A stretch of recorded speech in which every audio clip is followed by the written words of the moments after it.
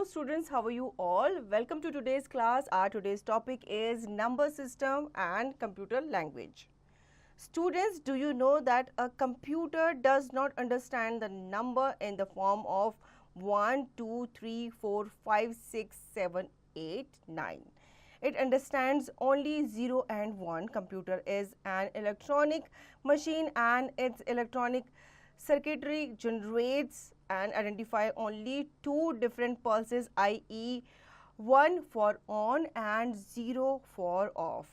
0 and 1 are called binary numbers. Each binary number is called a bit and collection of 8 bits is called 1 byte. In ancient time, people counted numbers on their fingers. When 10 fingers were not found adequate in counting, they used stones, pebbles or twigs to count the things. These methods were not adequate and had many limitations. Many number systems were introduced with the passage of time, like decimal number system, binary number system, octal number system, hexadecimal number system. The value of a particular number in a number system is calculated on the following basis: the digit itself, the position of a digit in the number, the base of the number system. तो computer के बारे में हमने जाना कि वो जो number system है उसे वो नहीं समझता, उसे 0 to 9 आपके नंबर्स जो हैं उनको नहीं समझ वो पाता, वो सिर्फ दो ही डिजिट्स को समझ पाता है जो कि होता है 0 and 1. इसमें आपके टू डिफरेंट पल्सेस होती हैं. 1 जो होता है वो स्टैंड करता है ऑन को, ठीक है, एंड 0 होता है ऑफ को, ये आइडेंटिफाई करता है. तो आपके 0 and 1 जो हैं ये आपके बाइनरी नंबर्स कहलाते हैं और आपका जो ईच बाइनरी नंबर है वो आपका बिट कहलाता है और ये आपका कलेक्शन माना जाता है 8 बिट्स का, जिसे हम 1 बाइट कहते हैं. एंशियंट टाइम पे, पुराने टाइम पे जो लोग हुआ करते थे वो अपने फिंगर्स में काउंटिंग किया करते थे, ठीक है, लेकिन जब उनके फिंगर्स ख़त्म हो जाते थे, क्योंकि हमारे पास 10 फिंगर्स हैं, तो इसके बाद वो स्टोन्स यूज़ किया करते थे, पेबल्स, जो ट्विग्स थे, स्टिक्स थे, वो ये यूज़ करके काउंटिंग वगैरह करते थे. लेकिन कुछ टाइम बाद उन्होंने देखा कि ये जो काउंटिंग मेथड है इसकी भी अपनी लिमिटेशंस होती हैं. तो मैनी नंबर सिस्टम जो थे उसके बाद इंट्रोड्यूस किए गए थे और इनमें से कुछ जो हैं वो मेन माने जाते हैं, जैसे कि decimal number system, binary number system etcetera. अब आपके जो वैल्यू ऑफ पर्टिकुलर नंबर होता है किसी भी नंबर सिस्टम में, वो कुछ फॉलोइंग बेसिस के ऊपर वो कैलकुलेट किया जाता है, जैसे कि डिजिट के ही इटसेल्फ में, और आपकी जो पोजीशन होती है नंबर में डिजिट की, या फिर आपका जो बेस होता है नंबर सिस्टम का. Remember, the base is equal to the total number of digits available in the number system. तो आपका जो बेस होता है वो आपका इक्वल होता है टोटल नंबर ऑफ डिजिट्स के जो कि आपके नंबर सिस्टम में अवेलेबल होते हैं. Now, decimal number system. The number system we use in our day-to-day life is called the decimal number system. There are 10 digits in decimal number system. These 10 digits 0 to 9 are used to represent a number. It has a base of 10 because of its 10 digits. In this number system, a value is found by the sum of each digit multiplied by the base in the power of digit position counting from 0. For example, 543 0 minus digits position equal to 5 into 10 square plus 4 into 10 superscript 1 plus 3 into 10 equal to 500 plus 40 plus 3 equal to 543. तो यहाँ पे हम decimal number system के बारे में जान लेते हैं. नंबर सिस्टम जिसमें हम डे टू डे लाइफ में यूज़ करते हैं, ठीक है, ये आपका डेसिमल नंबर सिस्टम ही कहलाता है. इसमें आपके 10 डिजिट्स होते हैं और आपके जो 10 डिजिट्स होते हैं ये 1 to 10 नहीं होते, ये आपके 0 to 9 होते हैं जो कि रिप्रेजेंट करते हैं नंबर्स को, ठीक है. इस नंबर सिस्टम में आपकी वैल्यू को फॉर्म किया जाता है जिसमें आपके ईच डिजिट का सम निकाला जाता है और उनको मल्टीप्लाई किया जाता है by the base in power of digit position. तो यहाँ पे जैसे आपको दिखाया गया एग्जांपल में 543, अब यहाँ पे आपका 5 इंटू उसको 10 की पावर 2 से प्लस किया गया, 4 इंटू 10 की पावर 1 से, फिर इसको प्लस किया 3 इंटू 10. तो इस तरीके से आपका जो 543 है वो आंसर निकला. Remember, any number in power of 0 is 1, i.e. 10's power 0 equal to 1. In above decimal number system, most significant bit MSB is 5 and least significant bit LSB is 3. तो ये जो ऊपर आपने नंबर सिस्टम देखा decimal number system है, इसमें most significant bit जो है वो आपकी 5 है और जो लीस्ट है वो आपकी LSB जो कि आपकी 3 है. Binary number system. The binary number systems consist of only 2 digits, i.e. 0 and 1. Since this system uses 2 digits, it has the base 2 and it is called base 2 system. All digital computers use this number system and convert input data from the decimal form into its binary equivalent. Look at the decimal number and their equivalent binary number. Decimal binary 0 0 0 0 0 1 0 0 0 1 2 0 0 1 0 3 0 0 1 1 4 0 1 0 0 decimal binary 5 0 1 0 1 6 0 1 1 0 7 0 1 1 1 8 1 0 0 0 9 1 0 0 1. Binary number system के बारे में जान लेते हैं. इसमें आपके सिर्फ 2 ही number होते हैं 0 एंड 1. ठीक है. अब इस सिस्टम में आपके 2 ही डिजिट्स यूज किए जाते हैं तो इसलिए इसका बेस जो होता है वो 2 ही होता है, इसलिए इसे बेस 2 सिस्टम भी कहा जाता है. जितने भी आपके डिजिटल कंप्यूटर्स होते हैं वो इसी नंबर सिस्टम को यूज़ करते हैं और आपके इनपुट डेटा को ये कन्वर्ट करते हैं from decimal form to binary system या बाइनरी इक्विवेलेंट. तो यहाँ पे आपको दिखाया गया है टेबल के माध्यम से कि आपका जो डेसिमल नंबर होता है वो कितना इक्विवेलेंट होता है अपने बाइनरी नंबर से. Conversion. You can convert binary numbers to decimal numbers and decimal numbers to binary numbers very easily. Let us learn how to perform conversion. Decimal to binary conversion. To convert a decimal number into a binary number, follow the given steps. Step 1, divide the decimal number by 2 continuously. Step 2, after each division, write the remainder on the right hand side. Step 3, arrange the remainder from bottom to top. For example, 36 subscript 10 equal to question mark subscript 2. 2 36 remainder 2 18 0 2 9 0 2 4 1 2 2 0 2 1 0 0 1. Hence 36 subscript 10 is equal to the binary number 1 0 0 1 0 0 subscript 2.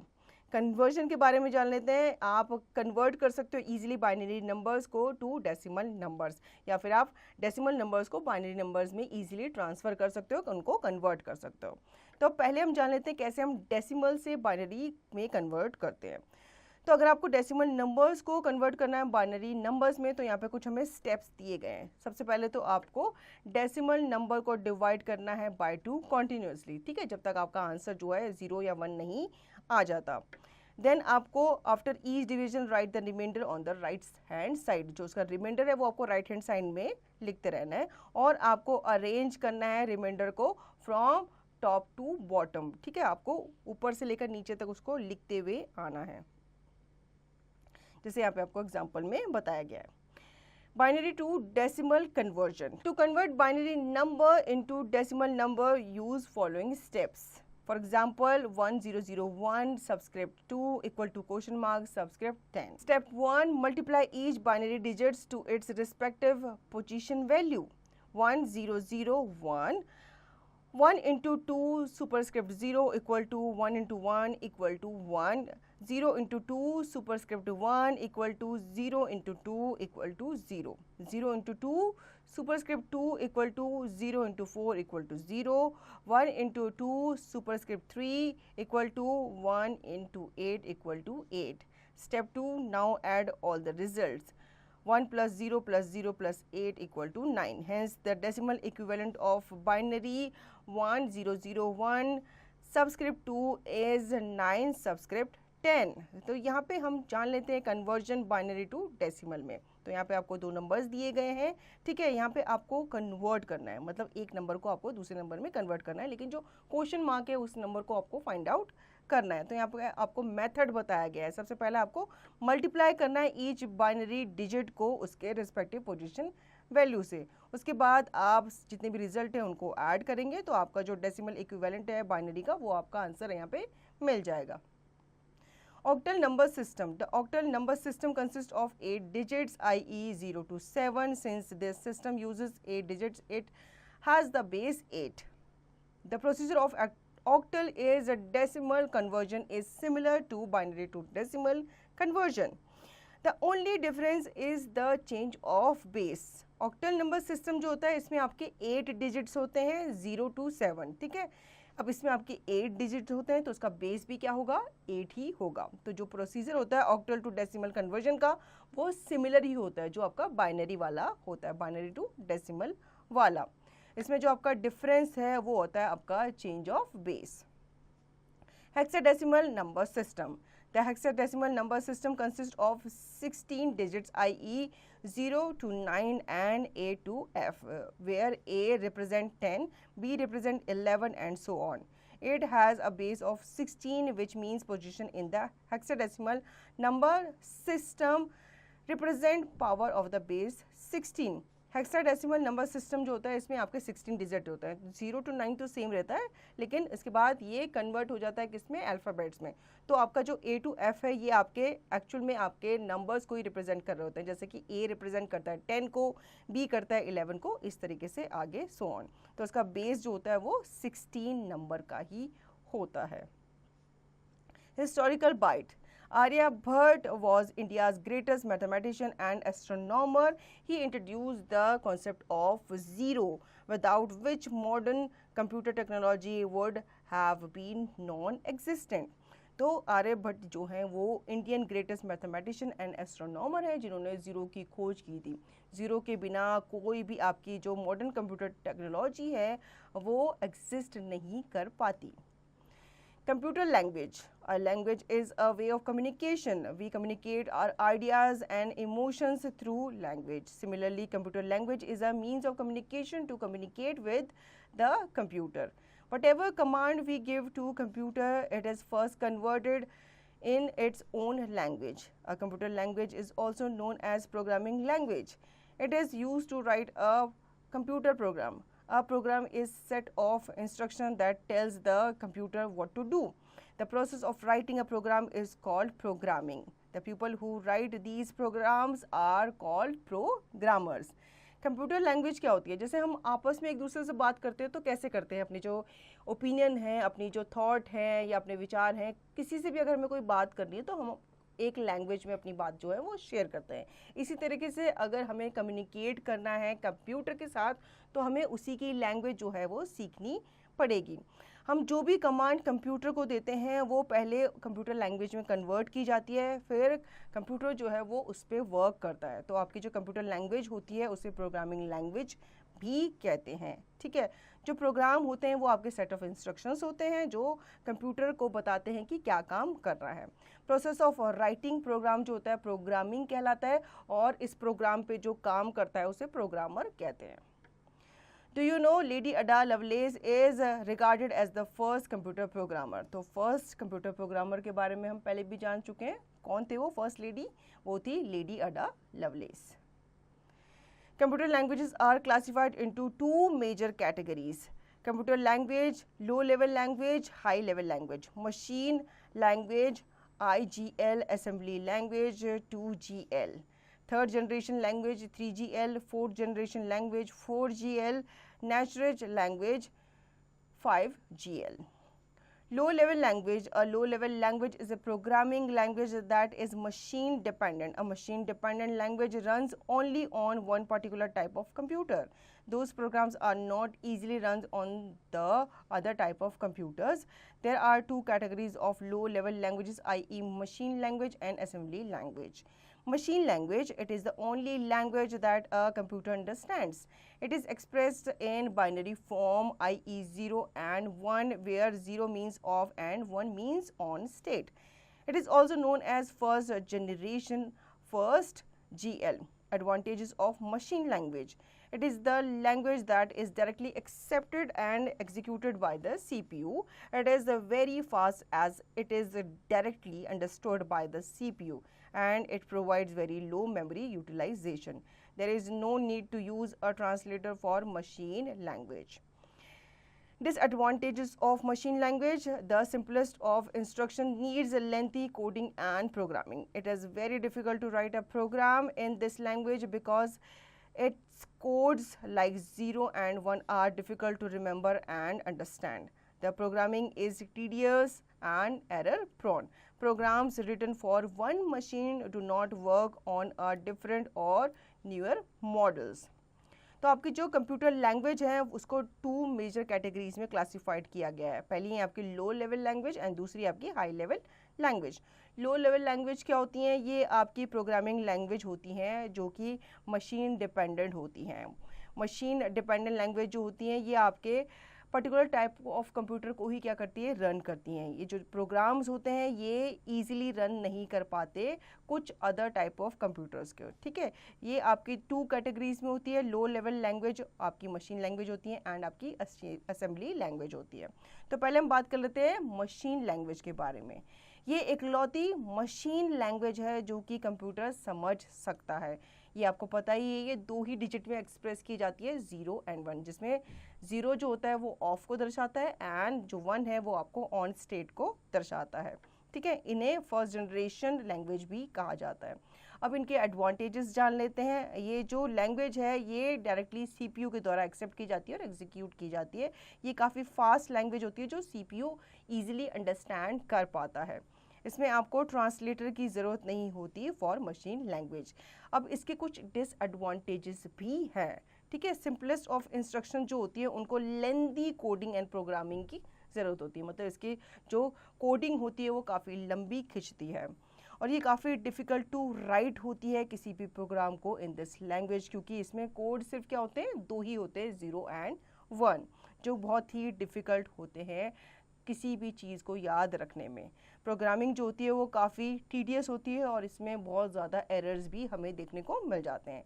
साथ ही साथ जो programmes होते हैं किसी machine के लिए लिखे हुए वो डिफरेंट दूसरे मॉडल्स में काम नहीं करते, वो पर्टिकुलर उसी मॉडल के लिए बने हुए होते हैं. Now assembly language. The assembly language is an improvement over machine language. It is also known as a second generation language 2GL. In this language, binary operation codes 0 and 1 are replaced by the mnemonics. Mnemonics are like 2 or 3 letter abbreviations. For example, the operation code for add is 0010 in binary language. It can be written as add in assembly language. Since a computer can understand only machine language, the assembly language programs have to be converted into machine language by a language translator called assembler. A program written in assembly language is called the source program, whereas the program converted into machine language by the assembler is called object program or object code. Assembly language के बारे में जान लेते हैं. ये आपका improvement version माना जाता है मशीन लैंग्वेज का. ठीक है, इसे आप सेकेंड जनरेशन मशीन लैंग्वेज भी कह सकते हैं, 2GL भी इसे आप कह सकते हैं. इस लैंग्वेज में जो आपकी बाइनरी ऑपरेशन कोड्स होते हैं 0 एंड 1 वो रिप्लेस कर दिए जाते हैं निमोनिक्स के थ्रू. निमोनिक्स आपके 2 और 3 लेटर एब्रीविएशंस होते हैं. ठीक है, इसमें आपके आप डिजिट्स के साथ साथ आप क्या कर सकते हैं? कुछ एब्रीविएशंस भी यूज़ कर सकते हैं किसी चीज़ को दर्शाने के लिए. जैसे हम कोड वगैरह यूज़ करते हैं उसी तरीके से आप एब्रीविएशंस को इसमें यूज़ कर सकते हैं. Advantages of assembly language. Programs written in assembly language are easier to use as compared to a machine language. It is easy to identify errors and rectify them. It can be modified easily because of fewer instructions. Now, disadvantages of assembly language. It needs assembler to translate the program into a machine language. It is also a machine dependent language. Programming in this language is quite time consuming. Advantages जान लेते हैं assembly language के. Programme जो होते हैं assembly language में लिखे हुए वो इजी टू यूज़ होते हैं. ठीक है, और साथ ही साथ आपके जो मशीन लैंग्वेज होते हैं उससे ये काफ़ी बेटर होते हैं. ये इजी टू आइडेंटिफाई एरर होते हैं। इसमें जो आपके एरर्स होते हैं उनको इजीली आइडेंटिफाई किया जाता है और उन्हें साथ ही साथ रेक्टिफाई भी कर दिया जाता है। इनको आप इजीली मॉडिफाई कर सकते हो क्योंकि इनमें फ्यूअर इंस्ट्रक्शंस होती हैं। अब डिसएडवांटेजेस के बारे में भी यहाँ पे बताया गया है। इसको असेंबलर की ज़रूरत होती है हमेशा किसी भी प्रोग्राम को ट्रांसलेट करने के लिए इनटू मशीन लैंग्वेज। साथ ही साथ ये मशीन डिपेंडेंट लैंग्वेज होती है और ये काफ़ी टाइम कंज्यूमिंग भी होती है। Now high level language, the restriction in the usage of machine and assembly language prompted to develop a language that is simple, user-friendly and machine-independent. So high-level languages came into existence. The main advantages of high-level languages over low-level languages is that they are easier to read, write and maintain. High-level program needs to be translated into machine language by using a translator program called compiler and interpreter. Three main categories of high-level languages are third generation language 3GL. Third generation language 3GLs are simple to learn, write and understand. The size of a program is also greatly reduced as several machines. Language instruction could be summed up in a single high-level language instruction. The major breakthrough that this generation has brought in is that it is machine independent. This means that the language is not fixed for any particular computer. Example, BASIC, COBOL, Pascal, Fortran, C++ and Java. Now we will talk about high level language. जो restriction होती है machine and assembly language में, वो हमारे जो language होती है programming language उसमें ये कहीं ना कहीं ये डिफ़िकल्टी पैदा करती है। तो हाई लेवल लैंग्वेज जो होती हैं ये आपकी एक न्यू वर्जन माना जाता है आपकी जो लो लेवल लैंग्वेज है उनका। ये काफ़ी ईजी होती हैं, यूज़र फ्रेंडली होती हैं और मशीन डिपेंडेंट होती हैं। मेन एडवांटेज जो है हाई लेवल लैंग्वेज का, ये आपके जो लो लेवल लैंग्वेज है उनको मेंटेन करना काफ़ी मुश्किल होता था, लेकिन हाई लेवल लैंग्वेज जो होती हैं ये इजी टू रीड है और इनको आप राइट एंड मेंटेन इजीली कर पाते हैं। यहाँ पे आपके हाई लेवल प्रोग्राम्स जो होते हैं इनको ट्रांसलेट किया जाता है into language by using a translator program, जिसमें आपके कंपाइलर एंड इंटरप्रेटर आते हैं। अब यहाँ पे आपके 3 मेन कैटेगरीज होती हैं जो हाई लेवल लैंग्वेज के अंदर आती हैं, ठीक है। जैसे कि आपका पहला है यहाँ पे थर्ड जनरेशन लैंग्वेज, जिसे हम 3GL भी कहते हैं। थर्ड जनरेशन लैंग्वेज जो है ये आपके सिंपल टू रन है, राइट है एंड अंडरस्टैंड, आप इजीली इन्हें अंडरस्टैंड कर पाएंगे। जो साइज़ होता है आपके प्रोग्राम का वो ग्रेटली रिड्यूस किया जाता है as several machine language instruction, ठीक है। यहाँ पे आपके जो साइज़ है वो बहुत कम होता है, तो इसको क्या होता है आप इजीली अंडरस्टैंड कर पाते हो, इजीली इसमें आप वर्क कर पाते हो। जो मेजर ब्रेक थ्रू है इस लैंग्वेज का, इस जनरेशन के लैंग्वेज का, वो ये है कि ये मशीन इंडिपेंडेंट है और आपकी जो मीन्स है लैंग्वेज की वो फिक्स नहीं होती किसी भी पर्टिकुलर कंप्यूटर पे, मतलब ये सारे कंप्यूटर के लिए बनी हुई है। Fourth generation language 4GL, fourth generation language were designed to reduce programming effort, the time taken to develop software and cost of software development. They are very user friendly and portable, which means they can easily be used on different machines. Even people with little programming skills can write the codes. These languages are usable by non-programmers. Example, structured query language SQL, Informix 4GL and Cold Fusion. Natural language 5GL, natural language sometimes called a fifth generation language 5GL. These languages are used in the field of artificial intelligence. Unlike the other fourth generation, 5GL is not about telling the computer how to solve a given problem. Instead, the computer solves the problem itself through a set of constraints provided to it. 5GLs provide a framework for constraint-based and logical problems. Thus, scientists are trying to develop artificial intelligence in computers so that they can think and take decisions themselves. Example, Prolog and Mercury. तो यहाँ पे हम बात करते हैं fourth generation language के बारे में, जिन्हें हम 4GLs भी कहते हैं। फोर्थ जनरेशन लैंग्वेज जो है ये आपके डिज़ाइन की गई हैं ताकि आपके जो प्रोग्रामिंग एफर्ट है उसे रिड्यूस किया जा सके, ठीक है। ये आपका जो टाइम होता है इसको डेवलप करने में आपके सॉफ्टवेयर को, और इसकी जो कॉस्ट होती है वो काफ़ी कम होती है, और ये काफ़ी यूज़र फ्रेंडली होते हैं और ये पोर्टेबल भी होते हैं। जो लैंग्वेजेस होती हैं ये आपके यूज़ किए जाते हैं नॉन प्रोग्रामर्स के थ्रू। इसके बाद आता है आपके natural language 5GL। Natural languages जो होती हैं ये आपके 5th जनरेशन लैंग्वेज मानी जाती हैं, और ये जो लैंग्वेजेस होती हैं ये काफ़ी वेरियस फील्ड में यूज़ किया जाता है, लेकिन मेनली इनको आर्टिफिशियल इंटेलिजेंस की फील्ड में यूज़ किया जाता है।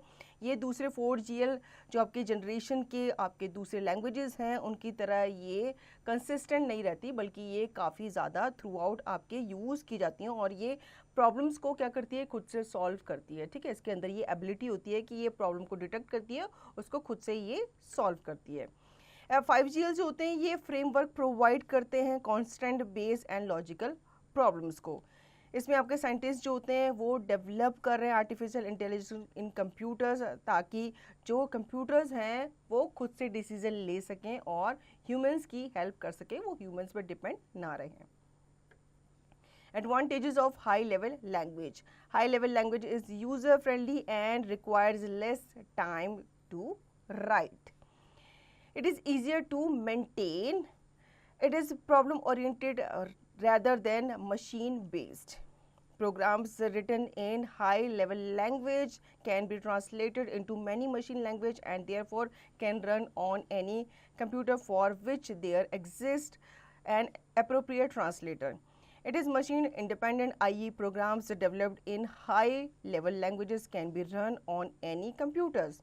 Disadvantages of high level language: because of translation, it wastes a lot of computer time. The object code generated by a translator might be inefficient as compared to an equivalent assembly language program. High level language के advantages के बारे में यहाँ पे बताया गया है।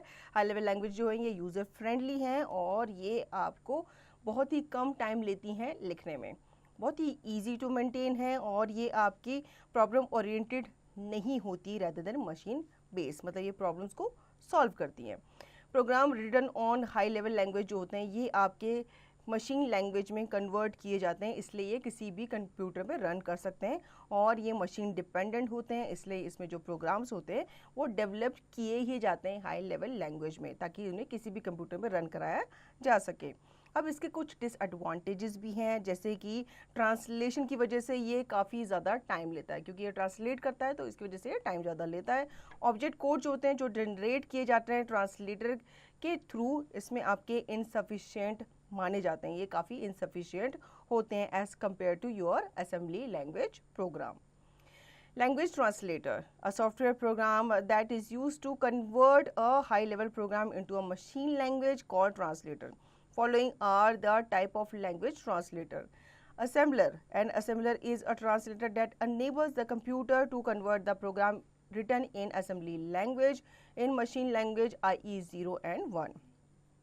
Assembly language program, source program, assembler, machine language code, object program. Compiler.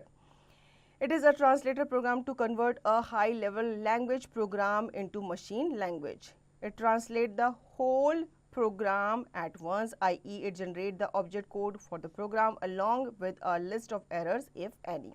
The execution is very fast. High-level language program, source program, assembler, machine language code, object program. Interpreter. It is a translator program to convert a high-level language program into machine language. It translates line by line, i.e. it converts one line, execute the instruction and then repeats the procedure for the remaining instructions. Errors, if any, are to be immediately removed. Interpreter programs are preferred for beginners and are slow in execution. अब conversion कैसे होता है, translation कैसे होता है language का, तो यहाँ पे आपको जो असेंबलर है ये बताया गया है कि असेंबलर के थ्रू आपका ट्रांसलेशन जो है वो किया जाता है, ठीक है। असेंबलर जो है ये आपका ट्रांसलेटर है जो कि आपके कंप्यूटर को एनेबल करता है ताकि वो प्रोग्राम की जो लैंग्वेज है जो कि रिटन की गई है, लिखी गई है असेंबली लैंग्वेज में, उसे मशीन लैंग्वेज में कन्वर्ट कर सके। इसके बाद आता है आपका कंपाइलर, ये भी एक ट्रांसलेटर प्रोग्राम है और ये आपके हाई लेवल प्रोग्राम को कन्वर्ट करता है मशीन लैंग्वेज में। ये आपके होल प्रोग्राम को एक ही बार में ट्रांसलेट करता है, साथ ही साथ ये जनरेट करता है ऑब्जेक्ट कोड को for the program along with list of errors, ठीक है। और ये जो एग्जीक्यूशन है वो काफ़ी फास्ट होता है। इंटरप्रीटर जो होते हैं ये भी आपके ट्रांसलेटर प्रोग्राम है, ये आपके हाई लेवल लैंग्वेज प्रोग्राम को कन्वर्ट करते हैं मशीन लैंग्वेज में ही। ये ट्रांसलेट करते हैं लाइन बाय लाइन, ठीक है, और ये कन्वर्ट करते हैं वन लाइन को, एग्जीक्यूट करते हैं इंस्ट्रक्शंस को, और फिर ये क्या करते हैं, उसी प्रोसेस को रिपीट करते हैं। Historical byte, Konrad Zuse created the first high level programming language for computers. तो बहुत इंपॉर्टेंट, ये ध्यान देने वाली बात है, आप इसे ज़रूर याद रखिएगा। Let us rewind. The commonly used number system is decimal number system with the base 10. The binary number system consists of two digits, i.e. 0 and 1, and has the base 2.